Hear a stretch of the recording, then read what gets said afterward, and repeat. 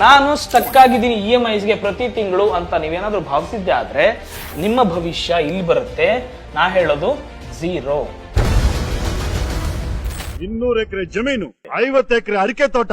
ನಾನು ಜಮೀನ್ದಾರು, ನನಗೆ ಎಲ್ಲ ಕಡೆ ಬ್ಯಾಕ್ ಗ್ರೌಂಡ್ ಇದೆ, ನಾನು ಅಲ್ಲಿದೆ, ನನ್ನ ಆಸ್ತಿ ಇಲ್ಲಿದೆ ಅಂದ್ರೂ ಕೂಡ ನೀವು ಕೂಡ ಫೈನಾನ್ಷಿಯಲ್ ಟ್ರಾಪ್ ಅಥವಾ ಫೈನಾನ್ಷಿಯಲ್ ರಿಸ್ಕ್ ಅಲ್ಲಿ ಬೀಳ್ತೀರಾ. ಕರೋಡ್ಪತಿ ಇದ್ದವನು ಏನ್ ಮಾಡ್ತಾನೆ, ರೆಗ್ಯುಲರ್ ಇನ್ಕಮ್ ಇರಲ್ಲ, ಆಸ್ತಿ ಪಾಸ್ತಿ ನಂಬ್ಕೊಂಡಿರ್ತಾನೆ, ಕೋಟ್ಯಾಂತರ ರೂಪಾಯಿ ಆಸ್ತಿ ಇದ್ರೂ ಕೂಡ ದಿನೇ ದಿನ ಅವನ ಎಕ್ಸ್ಪೆನ್ಸಸ್ ಜಾಸ್ತಿ ಆಗುತ್ತೆ, ಅಲ್ಲಿ ಅವನು ಫೈನಾನ್ಷಿಯಲ್ ಫ್ರೀಡಮ್ ಕಳ್ಕೊತಾನೆ, ಫೈನಾನ್ಸ್ ರಿಸ್ಕ್ ಅಲ್ಲಿ ಬೀಳ್ತಾನೆ. ಸಣ್ಣ ಟ್ರಾವೆಲ್ ಮಾಡಕ್ ಆಗ್ತಿಲ್ಲ ನನ್ನ ಕೈಲಿ ಅಂತಂದ್ರೆ ನೀವು ಫೈನಾನ್ಷಿಯಲ್ ಫ್ರೀಡಮ್ ಅಂತ ಹೇಳ್ಕೋಬಾರ್ದು. ನೀವು ತಿಂಗಳ ಕಮಿಟ್ಮೆಂಟ್ಗೆ ಸ್ಟ್ರಗಲ್ ಬೀಳ್ತಿದ್ದೀರಾ, ಪ್ರತಿ ತಿಂಗಳು ಕೂಡ ನಾನು ಸ್ಟ್ರಗಲ್ ಆಗ್ತಿದ್ದೆ, ನನ್ನ ಎಕ್ಸ್ಪೆನ್ಸಸ್ಗೆ ನನಗೆ ಸ್ಟ್ರಗಲ್ ಆಗ್ತಿದೆ ಅಂತಂದ್ರೆ ನೀವು ಅದು ಕೂಡ ಹೇಳೋ ಹಾಗಿಲ್ಲ ನಾನು ಫಿನಾನ್ಷಿಯಲ್ ಫ್ರೀಡಮ್ ಅಲ್ಲಿ ಇದ್ದೀನಿ. ಫಿನಾನ್ಷಿಯಲ್ ಫ್ರೀಡಮ್ ಅನ್ನೋದು ತುಂಬಾನೇ ಪ್ರತಿಯೊಬ್ಬ ವ್ಯಕ್ತಿಗೂ ಇಂಪಾರ್ಟೆಂಟ್. ಅವ್ನು 20,000 ದುಡಿಲಿ, 15,000 ದುಡಿಲಿ ಅಥವಾ 1,00,000 ದುಡಿಲಿ. 7 tips how to achieve financial freedom. ಹೇಗೆ ಅಚೀವ್ ಮಾಡಬೇಕು ನಿಮ್ಮ ಫಿನಾನ್ಷಿಯಲ್ ಫ್ರೀಡಮ್ ನ, ಯಾವ ಸ್ಟೆಪ್ ತಗೊಂಡ್ರೆ ನಿಮ್ಮ ಫಿನಾನ್ಸ್ ತುಂಬಾನೇ ಸೇಫ್ ಅಲ್ಲಿ ಇರುತ್ತೆ ಅನ್ನೋದು ನಾನು ಹೇಳ್ಕೊಡ್ತೀನಿ. ನಾ ಹೇಳ್ದಂಗೆ ಬಿಸ್ನೆಸ್, ಸ್ಟಾಕ್ಸ್, ವಾಟ್ ಎವರ್ ಒಳ್ಳೆ ದಾರಿಲಿ ಹೋಗಿ ಒಳ್ಳೆ ದುಡ್ಡು ಮಾಡಿ ದುಡ್ಡಿನ ದುಡಿಯಕ್ ಬಿಡಿ. ಮನಿ, ದುಡ್ಡು ಇಂಪಾರ್ಟೆಂಟ್. ಹಾಯ್ ಹಲೋ ನಮಸ್ಕಾರ, ನೀವು ನೋಡ್ತಾ ಇದ್ದೀರಾ ಫ್ರೀಡಮ್ ಆಪ್. ನಾನು ನಿಮ್ಮ ಚಂದನ್. ಪ್ರತಿಯೊಬ್ಬ ಮನುಷ್ಯನಿಗೂ ಕೂಡ ದುಡ್ಡು ಎಷ್ಟು ಇಂಪಾರ್ಟೆಂಟ್ ಗೊತ್ತಾ? ಒಂದು 20,000 ರೂಪಾಯಿ ಸಂಪಾದನೆ ಮಾಡೋನ್ಗೂ ದುಡ್ಡು ಇಂಪಾರ್ಟೆಂಟು, ಆದರೆ ಅವ್ನ ಫಿನಾನ್ಸ್ ಬಗ್ಗೆ ಅವ್ನು ನೋಡ್ಕೊಳ್ಳಲ್ಲ. ಅಂದರೆ ನಾನು ಹೇಗೆ ಸೇವಿಂಗ್ಸ್ ಮಾಡಬೇಕು, ಎಷ್ಟು ಮಟ್ಟಿಗೆ ಸೇವಿಂಗ್ಸ್ ಮಾಡಿದ್ರೆ ನನ್ನ ಫ್ಯೂಚರ್ ಎಷ್ಟು ಚೆನ್ನಾಗಿರುತ್ತೆ, ನಾನು ಸೇವಿಂಗ್ಸ್ ಮಾಡಬೇಕಾ ಬೇಡವಾ ಅಥವಾ ದುಂದು ವೆಚ್ಚ ಮಾಡ್ಕೋಬೇಕಾ ಅಂತ ಡಿಸೈಡ್ ಮಾಡ್ತಾನೆ. ಅಂದರೆ ಒಂದು 20,000 ರೂಪಾಯಿ ಸಂಬಳ ತಗೊಳ್ಳೋನು ಕೂಡ ಒಂದು EMI ಟ್ರ್ಯಾಪಿಗೆ ಬೀಳ್ತಾನೆ. So finance is most important. ಅಂದರೆ ನಮ್ಮ ಎಲ್ಲ ಪ್ರಾಬ್ಲಮ್ಸ್ಗಳು ಕೂಡ ಮನಿ ಮೇಲೆ ನಿಂತಿದೆ. ಹಾಗಿದ್ರೆ ನಾವು ಮನಿಗೆ ಎಷ್ಟು ಇಂಪಾರ್ಟೆಂಟ್ ಕೊಡಬೇಕು, ನಮ್ಮ ದುಡ್ಡನ್ನು ಹೇಗೆ ಸೇವಿಂಗ್ಸ್ ಮಾಡ್ಕೊಂಡ್ರೆ ಒಳ್ಳೇದು? ಫಿನಾನ್ಷಿಯಲ್ ಫ್ರೀಡಮ್ ಅಂದ್ರೆ ಇಲ್ಲಿ ನಾನು ಅದಕ್ಕೆ ಹಾಕಿದ್ದೀನಿ, ಫಿನಾನ್ಷಿಯಲ್ ಫ್ರೀಡಮ್ ಮೋಸ್ಟ್ ಇಂಪಾರ್ಟೆಂಟ್. ನಮ್ಮ ಲೈಫ್ಗೆ ಇದೇ ಡಿಪೆಂಡ್ ಆಗಿರೋದು. 1% ಮಾತ್ರ ನಾವು ಬೇರೆದೇ ಡಿಪೆಂಡ್ ಆಗಿರ್ತೀವಿ, ಇನ್ನು ಅಷ್ಟು ಕೂಡ ಮನಿಗೆ ನಾವು ಡಿಪೆಂಡ್ ಆಗಿರೋದು. ಮೋಸ್ಟ್ ಇಂಪಾರ್ಟೆಂಟ್ ಏನೇನು, ನೀವು ಕೂಡ ಸೇವಿಂಗ್ಸ್ ಹೇಗೆ ಮಾಡಬೇಕಾಗತ್ತೆ, ನೀವು ಯಾವ ರೀತಿಯ ಟ್ರಾಪಿಗೆ ಬೀಳಬಾರ್ದು, ನೀವು ಹೇಗೆ ಸೇವಿಂಗ್ಸ್ ಮಾಡ್ಕೊಂಡ್ರೆ ಒಳ್ಳೇದು, ಯಾವ ರೀತಿ ಟ್ರ್ಯಾಕಲ್ಲಿ ಹೋದ್ರೆ ಒಳ್ಳೇದು ಅನ್ನೋದನ್ನ ನಾನು ನಿಮಗೆ ತೋರಿಸ್ಕೊಡ್ತೀನಿ. ನೀವು ಅನ್ಕೋಬಹುದು, ಚಂದನ್ ಅವರೇ 20,000 ರೂಪಾಯಿ ಇದ್ರೂ ಕೂಡ ನಾನು ಸೇವಿಂಗ್ಸ್ ಮಾಡ್ಕೋಬಹುದಾ? ಎಸ್, ಅದು ಹೇಗೆ ಅಂತ ನಾನು ಹೇಳ್ತೀನಿ.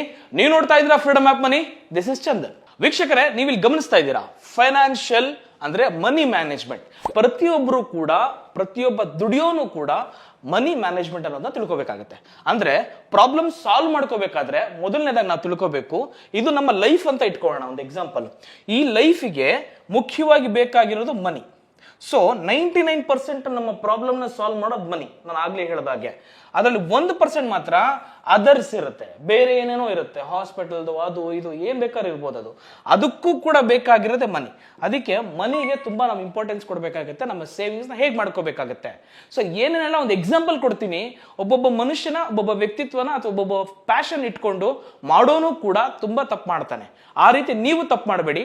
ಯಾವ ರೀತಿ ತಿಳ್ಕೊಳ್ಳಿ, ನಾನು ಹೇಳ್ತಿರೋದು ಯಾವ ರೀತಿ ನೀವು ಸೇವಿಂಗ್ಸ್ ಮಾಡ್ಕೋಬೇಕು, ಎಲ್ಲಿ ಹೂಡಿಕೆ ಮಾಡಿದ್ರೆ ಒಳ್ಳೇದು, ಯಾವ ತರ ನನ್ನ ಮನಿ ಮ್ಯಾನೇಜ್ಮೆಂಟ್ ಪ್ರತಿಯೊಬ್ಬ ಅರ್ಥ ಮಾಡ್ಕೊಳ್ಳಿ. 20,000 ರೂಪಾಯಿ ದುಡಿದ ತಕ್ಷಣ ನನಗೇನು ಪ್ರಾಬ್ಲಮ್ ಇಲ್ಲ, ನಾನು ಆರಾಮಾಗಿದ್ದೀನಿ, ನಾನು ಸಣ್ಣ ಸೇವಿಂಗ್ಸ್ ಮಾಡ್ತಿದ್ದೀನಿ ಅನ್ನೋದು ಕೂಡ ತಪ್ಪಾಗುತ್ತೆ. ಅಥವಾ ನಾನು ಜಮೀನ್ದಾರು, ನನಗೆ ಎಲ್ಲ ಕಡೆ ಬ್ಯಾಕ್ ಗ್ರೌಂಡ್ ಇದೆ, ನಾನು ಅಲ್ಲಿದೆ, ನನ್ನ ಆಸ್ತಿ ಇಲ್ಲಿದೆ ಅಂದ್ರೂ ಕೂಡ ನೀವು ಕೂಡ ಫೈನಾನ್ಷಿಯಲ್ ಟ್ರಾಪ್ ಅಥವಾ ಫೈನಾನ್ಷಿಯಲ್ ರಿಸ್ಕ್ ಅಲ್ಲಿ ಬೀಳ್ತೀರಾ. ಸರ್ ಹೇಗೆ, ನಿಜಾನಾ ಅಂತ ಕೇಳಿದ್ರೆ ಖಂಡಿತ ಒಂದೊಂದೇ ಎಕ್ಸಾಂಪಲ್ ಕೊಡ್ತೀನಿ, ನೋಡ್ತಾ ಇರಿ. ಸೊ ಸ್ನೇಹಿತರೆ, ನೀವು ಇಲ್ಲಿ ಗಮನಿಸಬಹುದು ಫಿನಾನ್ಷಿಯಲ್ ಫ್ರೀಡಮ್ ಅಂದ್ರೆ ನೀವೊಂದು ಟ್ರಾವೆಲ್ ಮಾಡಕ್ಕೆ ಆಗ್ತಾ ಇಲ್ಲ ನನ್ನ ಕೈಯಲ್ಲಿ ಅಂತ ಅಂದ್ರೆ ನೀವು ಫೈನಾನ್ಷಿಯಲ್ ಕಮಿಟ್ಮೆಂಟ್ ಅಲ್ಲಿ ಬಿದ್ದಿದ್ದೀರಾ ಅಂತ ಅರ್ಥ. ಅಷ್ಟೇ ಅಲ್ಲದೆ then you are not financial freedom. ನೀವೇ ಅರ್ಥ ಮಾಡ್ಕೊಳ್ಳಿ, ನಿಮ್ಮ ಲೈಫ್ಗೆ ಬೇಕಾಗಿರೋದು ಮಜಾ ಮಾಡೋದಕ್ಕೆ ನಾವು ದುಡಿತಾ ಇದ್ದೀವಿ, ನಾವು ಚೆನ್ನಾಗಿರ್ಬೇಕು ಅಂತ. ನೀವೊಂದು ಟ್ರಾವೆಲ್, ಒಂದು ಸಣ್ಣ ಟ್ರಾವೆಲ್ ಮಾಡಕ್ ಆಗ್ತಿಲ್ಲ ನನ್ನ ಕೈಲಿ ಅಂತಂದ್ರೆ ನೀವು ಫಿನಾನ್ಷಿಯಲ್ ಫ್ರೀಡಮ್ ಅಂತ ಹೇಳ್ಕೋಬಾರ್ದು. ನೀವು ಖಂಡಿತ ಫಿನಾನ್ಷಿಯಲ್ ಫ್ರೀಡಮ್ ಆಗಿಲ್ಲ. ಸೊ ಹಾಗಿದ್ರೆ ಏನ್ ಮಾಡಬೇಕು, ಇನ್ಯಾವ ತರ ನಾನು ಸಿಕ್ಕಾಕೊಂಡಿದ್ದೆ ಅಂತ ಹೇಳೋದಾದ್ರೆ ಅದು ಕೂಡ ಹೇಳ್ತೀನಿ. ನೆಕ್ಸ್ಟ್, ಒಳ್ಳೆಯ ಶಾಲೆ ಮಕ್ಕಳಿಗೆ. ಸೊ ನಿಮ್ಮ ಮಕ್ಕಳಿಗೆ ಒಂದು ಒಳ್ಳೆ ಎಜುಕೇಶನ್ ಕೊಡಕ್ ಆಗ್ತಿಲ್ಲ, ಒಂದು ಒಳ್ಳೆ ಸ್ಕೂಲ್ಗೆ ನಾನು ಸೇರ್ಸಕ್ ಆಗ್ತಿಲ್ಲ ಅಂದ್ರೆ so that is called financial commitment ಸಿಗಾಕೊಂಡಿದ್ದೀರ. ಅಂದ್ರೆ ನೀವು ಹೇಳೋ ಹಾಗಿಲ್ಲ, ನಾನು ಫಿನಾನ್ಷಿಯಲ್ ಫ್ರೀಡಮ್ ಚೆನ್ನಾಗಿದ್ದೀನಿ, ನಾನು ಸೆಕ್ಕಾತಾಗಿದ್ದೀನಿ, ನನ್ನ ಮಕ್ಕಳನ್ನ ಓದಿಸ್ತಾ ಇದ್ದೀನಿ, ಸಾಲ ಮಾಡು ಓದಿಸ್ತಾ ಇದ್ದೀನಿ ಅಂದ್ರೂ ಕೂಡ you are trapped with the financial risk ಅಲ್ಲಿ ಬೀಳ್ತಿದ್ದೀರಿ ಅಂತ ಅರ್ಥ.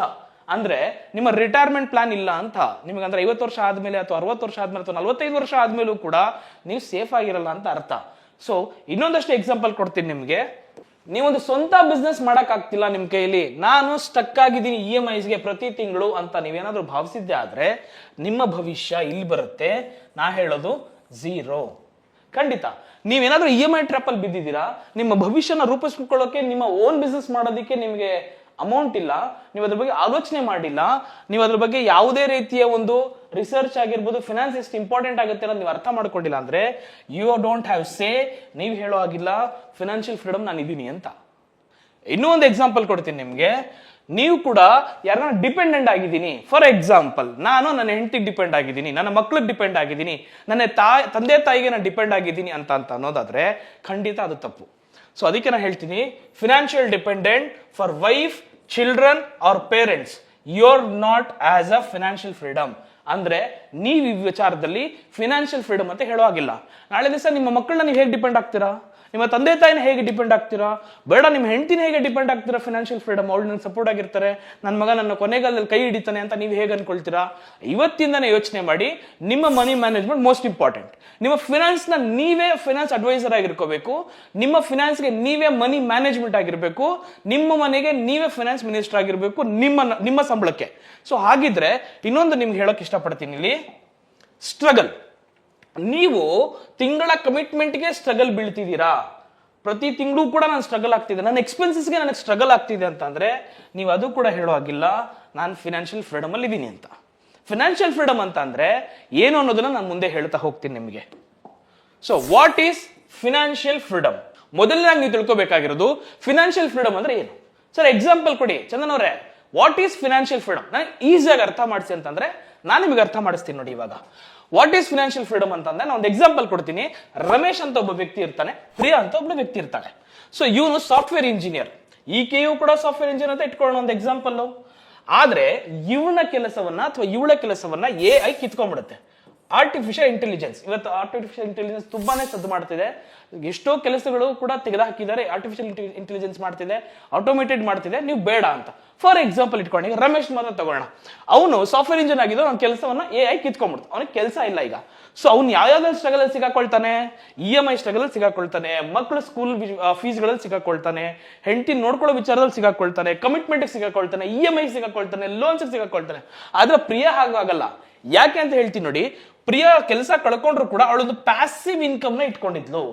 ಅಂದ್ರೆ ನಾನು ನಿಮ್ಗೆ ಹೇಳಕ್ ಹೊರಟಿರೋದು ಅರ್ಥ ಮಾಡ್ಕೊಳ್ಳಿ. ಈಗ ನಾನೊಂದು ಕಂಪನಿ ಕೆಲಸ ಮಾಡ್ತೀನಿ ಅಂದ್ರೆ ನಾನು ಸೆಟಲ್ಡ್, ನನ್ನ ಪಕ್ಕ ನನ್ನ ದುಡ್ಡು ರೆಡಿ ಇದೆ ಅಂತ ಅನ್ಕೊಳ್ಳೋದು ತಪ್ಪು.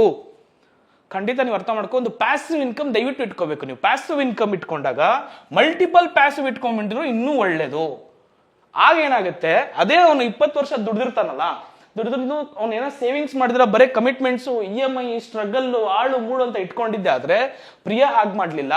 ಅವಳೊಂದು ಇನ್ಕಮ್ ನ ರೀಗ್ರೋತ್ ಮಾಡ್ಕೊಂಡು, ಅವಳು ಪ್ಯಾಸಿವ್ ಇನ್ಕಮ್ ಬರೋ ತರ ಮಾಡ್ಕೊಂಡು, ಮಲ್ಟಿಪಲ್ ಇನ್ಕಮ್ಸ್ ಬರೋ ತರ ಮಾಡ್ಕೊಂಡು, ಅದೇ 45 ವರ್ಷದಲ್ಲಿ ಇವಳು ಆರಾಮಾಗಿ ಜಾಲಿಯಾಗಿ ಟ್ರಾವೆಲ್ ಮಾಡ್ತಿದ್ರೆ, ಇತ್ತ ಕಡೆ ನೀವು ನೋಡ್ತಿರ್ಬೋದು ರಮೇಶ್ ಸ್ಟ್ರಗಲ್ ಅಲ್ಲಿ ಬೀಳ್ತಿದ್ದಾನೆ, ಕಮಿಟ್ಮೆಂಟ್ ಅಲ್ಲಿ ಬಿದ್ದಿದ್ದಾನೆ, ಸ್ಕೂಲ್ ಫೀಸ್ ಅಲ್ಲಿ ಬಿದ್ದಿದ್ದಾನೆ, ಮಕ್ಕಳನ್ನ ಸಾಕೋದಲ್ಲಿ ಬಿದ್ದಿದ್ದಾನೆ, ಕಮಿಟ್ಮೆಂಟ್ ಅಲ್ಲಿ ಸಿಗಾಕೊಂಡಿದ್ದಾನೆ. ಅದಕ್ಕೆ ನಾನು ಹೇಳ್ತಾ ಇದ್ದೀನಿ, ಈಗ ನೀವು ಹೇಳ್ಬೋದು Priya is the financial freedom.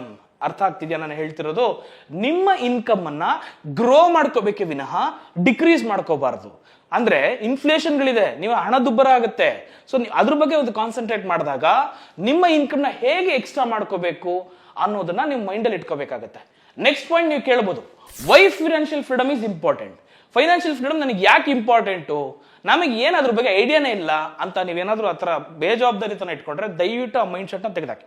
Financial freedom ಅನ್ನೋದು ತುಂಬಾನೇ ಪ್ರತಿಯೊಬ್ಬ ವ್ಯಕ್ತಿಗೂ ಇಂಪಾರ್ಟೆಂಟು. ಅವ್ನು 20,000 ದುಡಿಲಿ, 15,000 ದುಡಿಲಿ, ಅಥವಾ 1,00,000 ದುಡಿಲಿ, ಫಿನಾನ್ಷಿಯಲ್ ಫ್ರೀಡಮ್ ಇಂಪಾರ್ಟೆಂಟು. ಅಂದ್ರೆ ನಾವು ಫ್ಯೂಚರ್ ಪ್ಲಾನೇ ಮಾಡಿದಿರ ನಾವು ಫಿನಾನ್ಷಿಯಲ್ ಮಾಡ್ಕೊಳ್ತೀನಿ ಅಂದ್ರೆ you will be at risk, ನೀವು ತುಂಬಾನೇ ರಿಸ್ಕ್ ಅಲ್ಲಿ ಬೀಳ್ತೀರಾ ಅಂತ. So I will give you why financial freedom is most important ಅಂತ ಹೇಳ್ತೀನಿ ನಾನು ನಿಮ್ಗೆ. ಸೊ ಫಾರ್ ಎಕ್ಸಾಂಪಲ್, ಜಾಬ್ ಮಾಡಿದ ತಕ್ಷಣ, ನಾನು ಅರ್ನ್ ಮಾಡಿದ ತಕ್ಷಣ ಅದು ಗ್ಯಾರಂಟಿಡ್ ಅಲ್ಲ. ನಾಳೆ ನಿಮ್ಮನ್ನ ಕೆಲಸದಿಂದ ತೆಗೆದಾಕಿದ್ರೆ ಏನ್ ಮಾಡ್ತೀರಿ? ನಿಮ್ ಸೇವಿಂಗ್ಸ್ ಏನಿದೆ? ನೀವು ಯಾವ ಪ್ಯಾಸಿವ್ ಇನ್ಕಮ್ ಇಟ್ಕೊಂಡಿದ್ದೀರಾ ಅಥವಾ ರೆಂಟಲ್ ಯಾವ್ದಾರ ಇನ್ಕಮ್ ಇಟ್ಕೊಂಡಿದ್ದೀರಾ? ಯಾವುದು ಇರೋದಿಲ್ಲ.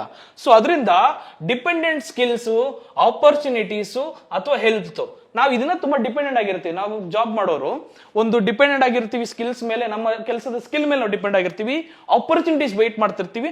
ಅಥವಾ ಹೆಲ್ತ್ ನಮ್ಗೆ ಇಶ್ಯೂ ಆಯ್ತು ಅಂದ್ರೆ ಏನ್ ಮಾಡ್ತೀರಾ? ಸೊ ಫಾರ್ ಎಕ್ಸಾಂಪಲ್ AI ಅನ್ನೋದು ನಮ್ಮ ಕೆಲಸವನ್ನ ಕಿತ್ಕೊಂಡಿದ್ದೇ ಆಯ್ತು ಅಂದ್ರೆ, ಅಥವಾ ಆಕ್ಸಿಡೆಂಟ್ ಆಯ್ತು ಅಂತ ಇಟ್ಕೊಂಡ್ರೆ, ಅಥವಾ ನಮ್ಮ ಸ್ಕಿಲ್ಲೇ ನಮಗೆ ಪ್ರಾಬ್ಲಮ್ ಆಯ್ತು ಅಂತ ಇಟ್ಕೊಳ್ಳೋಣ. ಫಾರ್ ಎಕ್ಸಾಂಪಲ್ ನಮ್ಮ ಸ್ಕಿಲ್ ಇವಾಗ ಸಾಲಲ್ಲ, ಇದಕ್ಕಿಂತ ಹೆಚ್ಚಿಗೆ ಕೆಲಸ ಮಾಡಬೇಕಾಗುತ್ತೆ, ಅಥವಾ ಇದಕ್ಕಿಂತ ಆಟೋಮೇಟೆಡ್ ಏನೋ ಒಂದು ಸಾಫ್ಟ್ವೇರ್ ಬಂದಿರುತ್ತೆ, ನೀವು ಸ್ಕಿಲ್ ಅಪ್ಗ್ರೇಡ್ ಮಾಡ್ಕೊಂಡಿಲ್ಲ ಅಂದ್ರೆ ಏನಾಗುತ್ತೆ? You lost the job. That is why I am saying guarantee ಇಲ್ಲ.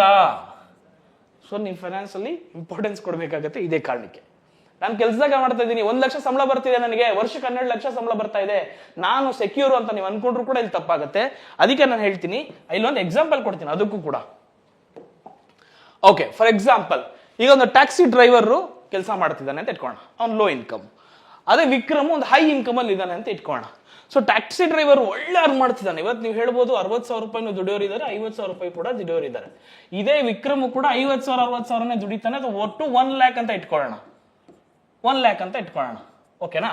ಸೊ ಇಲ್ಲಿ ಗಮನಿಸಬೇಕಾಗುತ್ತೆ, ಟ್ಯಾಕ್ಸಿ ಡ್ರೈವರ್ಗೆ ಏನಾದ್ರು ಅಪ್ಪಿತಪ್ಪಿ ಆಕ್ಸಿಡೆಂಟ್ ಆಯ್ತು ಅಂತ ಇಟ್ಕೊಳ್ಳೋಣ, ಒಂದು ಕೈ ಕಳ್ಕೊಂಡು, ಕಾಲ್ ಕಳ್ಕೊಂಡು, ಅಥವಾ ಗಾಡಿನೇ ತುಂಬಾ ಡ್ಯಾಮೇಜ್ ಆಯ್ತು ಅಂದ್ರೆ ಅವ್ನು ಏನೇನ್ ಸ್ಟ್ರಗಲ್ ಅಲ್ಲಿ ಬೀಳ್ತಾನೆ ನೋಡಿ.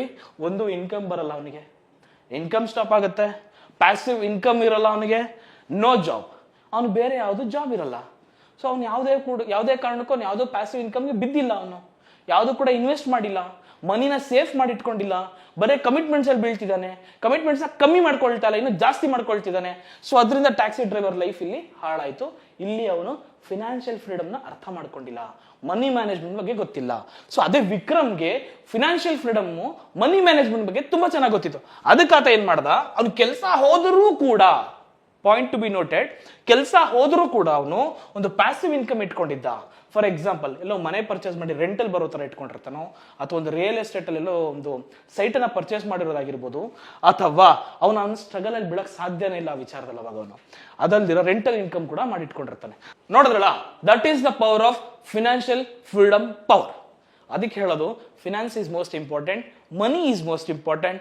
ದುಡ್ಡು ಒಂದು ಇದ್ರೆ ಸಾಕು ಅಂತ ಪ್ರಪಂಚದಲ್ಲಿ ಹೇಳ್ತಾರಲ್ಲ, ಅದಕ್ಕೇನೆ 99% ಅಷ್ಟು ದುಡ್ಡು ಮನುಷ್ಯನ್ ತುಂಬಾ ಇಂಪಾರ್ಟೆನ್ಸ್ ಕೊಡುತ್ತೆ. ಸೊ ನೀವು ಇವತ್ತು ಈಗ ಈ ಕ್ಷಣ ಕೂಡ ನೀವು ಈ ವಿಡಿಯೋ ನೋಡ್ತಿದ್ರೆ ಲೈಕ್ ಮಾಡೋದನ್ನ ಮರಿಬೇಡಿ. ನಾನು ಹೇಳ್ತಿರೋ ಇನ್ಫಾರ್ಮೇಶನ್ ಕರೆಕ್ಟ್ ಆಗಿದ್ರೆ ದಯವಿಟ್ಟು ಕಮೆಂಟ್ ಮಾಡಿ, ನಾನು ಕೂಡ ನಿಮ್ಗೆ ಗೈಡ್ ಮಾಡ್ತೀನಿ. So next, net worth not your financial freedom ಅಂತ ಹೇಳಿದ್ದೀನಿ. ಏನದು ನೆಟ್ ವರ್ತ್? ನೀವು ಅನ್ಕೋಬಹುದು, ನನ್ನ ಹತ್ರ ರಿಯಲ್ ಎಸ್ಟೇಟ್ ಇದೆ, ನನ್ನ ಹತ್ರ ಸೈಟ್ ಇದೆ, ನನ್ನ ಹತ್ರ ಹಾಳು ಮುಳ್ಳಿದೆ, ನನ್ನ ಹತ್ರ ಕಾರ್ ಇದೆ, ಬಂಗ್ಲೆ ಇದೆ ಅಂತ ಅನ್ಕೊಳ್ತೀರ.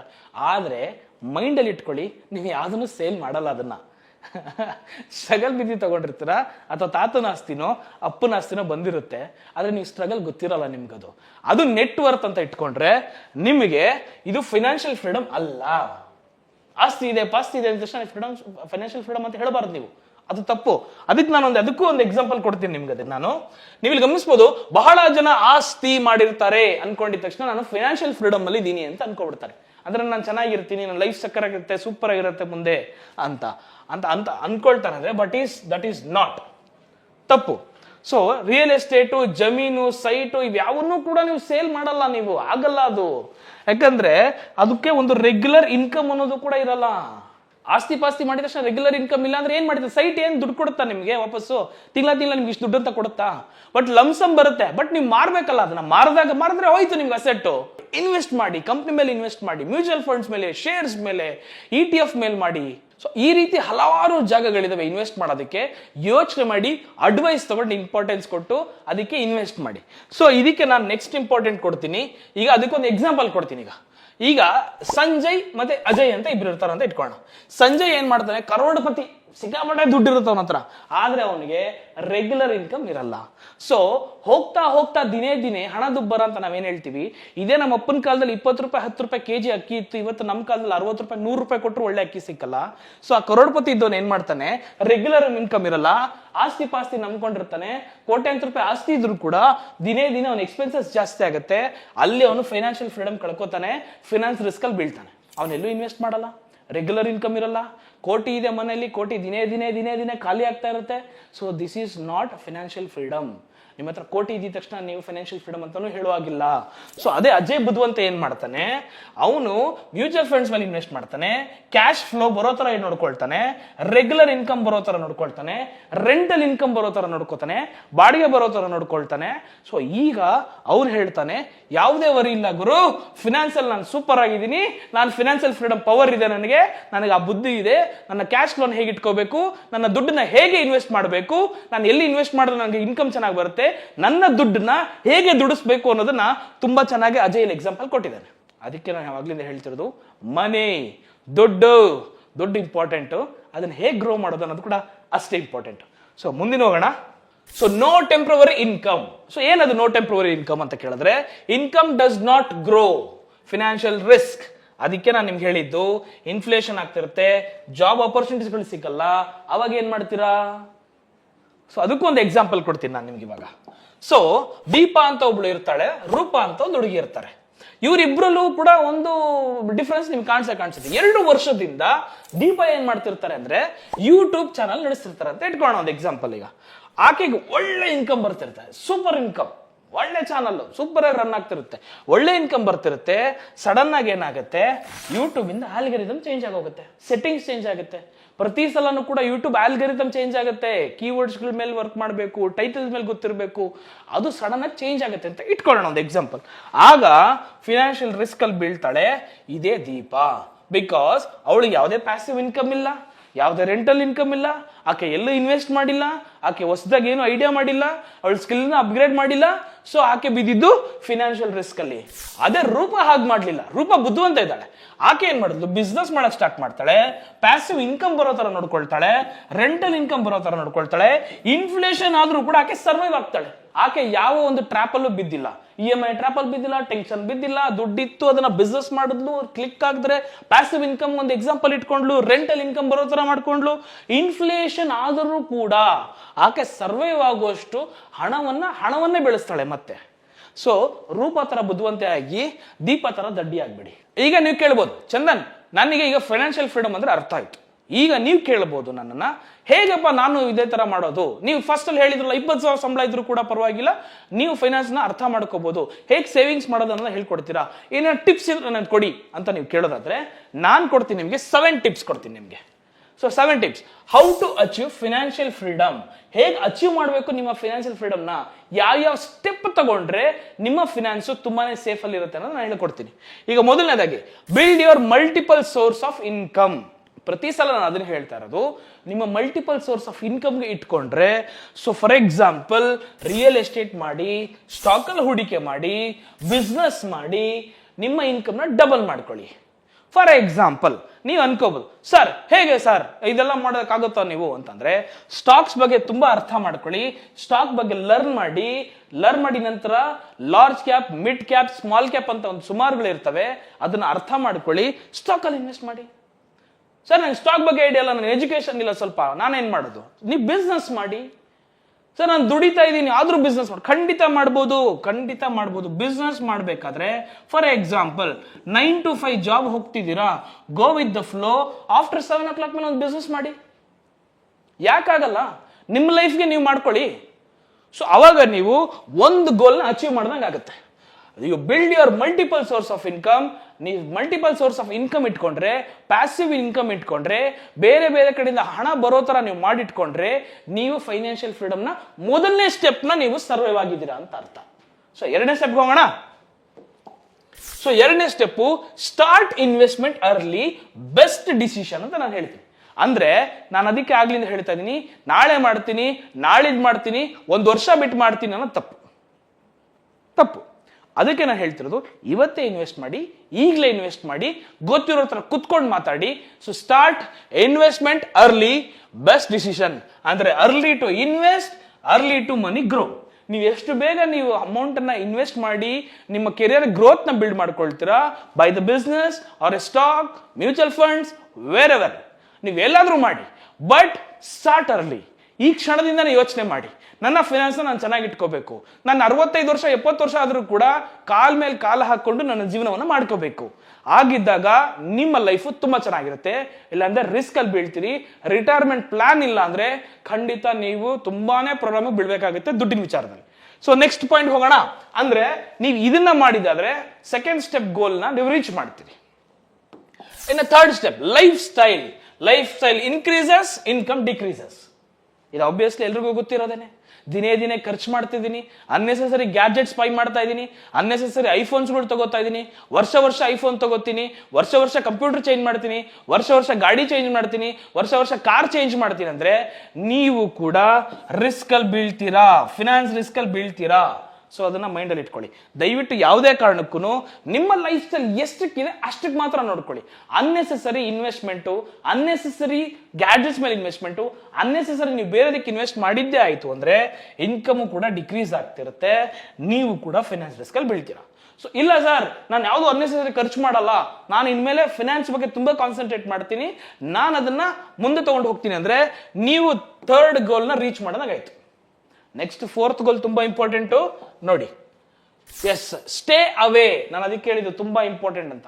ಸ್ಟೇ ಅವೇ, ಸ್ವಲ್ಪ ದೂರ ಇರಿ. ಸರ್ ಯಾವ್ದ್ರಲ್ಲಿ ದೂರ ಇರಬೇಕು ಅಂತ ಕೇಳಿದ್ರೆ ನಾನು ಹೇಳ್ತೀನಿ, ಈ ಕ್ರೆಡಿಟ್ ಕಾರ್ಡ್ ವಿಚಾರದಲ್ಲಿ ದೂರ ಇರಿ, ಹೈ ಇಂಟ್ರೆಸ್ಟ್ ಇರುವಂತ ಲೋನ್ಸ್ ಮೇಲೆ ದೂರ ಇರಿ, ಲೋನ್ಸ್ ನ ಹೆಚ್ಚಿಗೆ ಮಾಡ್ಕೋಬೇಡಿ. ಲೋನ್ಸ್ ಮಾಡಬೇಡಿ ಅಂತ ಹೇಳ್ತಿಲ್ಲ, ಲೋನ್ಸ್ ನ ಹೆಚ್ಚಿಗೆ ಮಾಡ್ಕೋಬೇಡಿ, ಹೆಚ್ಚಿಗೆ ಇಂಟ್ರೆಸ್ಟ್ ಇರೋ ಲೋನ್ಗೆ ಕೈ ಹಾಕಬೇಡಿ. ಆಗ್ಲೇ ನೀವು ಕೂಡ ಫಿನಾನ್ಸ್ ನಲ್ಲಿ ಅಕ್ಯುರೇಟ್ ಆಗಿರ್ತೀರಾ. ಫಿನಾನ್ಸ್ ಅಲ್ಲಿ ಅಕ್ಯುರೇಟ್ ಆಯಿತು ಅಂದ್ರೆ ನೀವು ಫಿನಾನ್ಷಿಯಲ್ ಫ್ರೀಡಮ್ ಆಗೋದಕ್ಕೆ ಫೋರ್ತ್ನೇ ಸ್ಟೆಪ್ ಅಂದ್ರೆ 4ನೇ ಸ್ಟೆಪ್ ನೀವು ಪಾಸ್ ಆದಂಗಾಯ್ತು. ಸೊ ಮೋಸ್ಟ್ ಇಂಪಾರ್ಟೆಂಟ್ ಅರ್ಥ ಮಾಡ್ಕೊಳ್ಳಿ, stay away from credit card, high interest loans. ಅರ್ಥ ಆಗ್ತಿದಲ್ಲ ನಾನು ಹೇಳ್ತಿರೋದು? ದಯವಿಟ್ಟು ತುಂಬಾ ಸೀರಿಯಸ್ ಆಗಿ ತಗೊಳ್ಳಿ. ಲೈಫ್ ಅಲ್ಲಿ ಮನಿ ಇಂಪಾರ್ಟೆಂಟ್. ಓಕೆ, 5ನೇ ಸ್ಕಿಲ್.